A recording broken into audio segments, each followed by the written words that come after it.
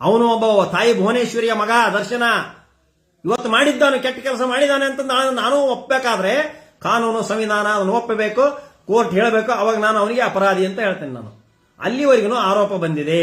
ಹಂಗಾರೆ ನಾನು ಈಗ ಲಾಯರ್ ಆಗಿ ಕೇಳ್ತಾನೆ, 3 ಮಂದಿ ನಾವು ಮರ್ಡರ್ ಮಾಡಿದ್ದೇವೆ ಅಂತ ಸರೆಂಡರ್ ಮಾಡಿದಾಗ 3 ಮಂದಿ ಬೆಳಗ್ಗೆ ಹೋಗಿ ಪೊಲೀಸರಿಗೆ ನಾವು 3 ಮಂದಿ ನಾವು ಸರೆಂಡರ್ ಆಗ್ತೇವೆ, ನಾವು ಒಂದು ಮರ್ಡರ್ ಮಾಡಿದ್ದೇವೆ ಅಂತ ಹೋಗಿ ಒಪ್ಪಿಕೊಂಡಿದಾರ. ಅದನ್ನ FIR ಯಾಕೆ ಹಾಕಲಿಲ್ಲ ಪೊಲೀಸರು? ನಾನು ಡಿಫೆನ್ಸ್ ಲಾಯರ್ ಆಗಿ ಕೇಳ್ತದನೀಗ. ನಾನೊಬ್ಬ ಡಿಫೆನ್ಸ್ ಲಾಯರಪ್ಪ, ನಾ ಕೇಳ್ತಾನೀಗ, ನಾನು ಪ್ರಜೆ ಕೇಳ್ತಾ ಇದ್ದಾನೆ. 3 ಮಂದಿ ಬಂದು ನಾವೇ ಮರ್ಡರ್ ಮಾಡಿದ್ದೇವೆ ಅಂತ ಒಪ್ಪಿಕೊಂಡಾಗ FIR ಯಾಕೆ ಹಾಕಲಿಲ್ಲ?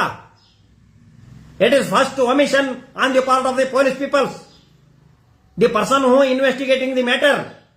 Initial stage is that in order to cure the omission, he first file FIR when the information received from the 3 persons.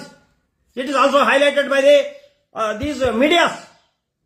ಬಂದು ತಾವು ಬೆಳಗ್ಗೆ ಬಂದು ನಾವು ತಪ್ಪು ಒಪ್ಪಿಕೊಂಡು ನಾವು ಮರ್ಡರ್ ಮಾಡಿದೀವಿ ಅಂತ ಒಪ್ಪಿಕೊಂಡಿದ್ದಾರೆ.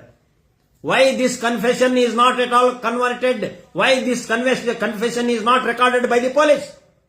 Why you are not highlighted the medias of this point? ನನ್ನ ಕೈಯಲ್ಲಿ ಸಿಕ್ಕರೆ ನಾನು ಅದನ್ನ ಗೆಲ್ತೀನಿ. Yes, whether the admission given by the Darshan before the police or not, I don't know. ನಾನು ದರ್ಶನ್ ಒಬ್ಬನ ಪರವಾಗಿ ಮಾತಾಡೋದೀಗ. ಆರ್ಟಿಸ್ಟು, ನಾನು ಆರ್ಟಿಸ್ಟು, ನಾನು ಮಾತಾಡ್ತಿದ್ದೀನಿ. ದರ್ಶನ್ ಆರ್ಟಿಸ್ಟು, ನಾನು ಆರ್ಟಿಸ್ಟು, ಕನ್ನಡ ತಾಯಿಯ ಮಗ, ನಾನು ಕನ್ನಡ ತಾಯಿಯ ಮಗನಾಗಿ ಮಾತಾಡ್ತಿದ್ದೀನಿ.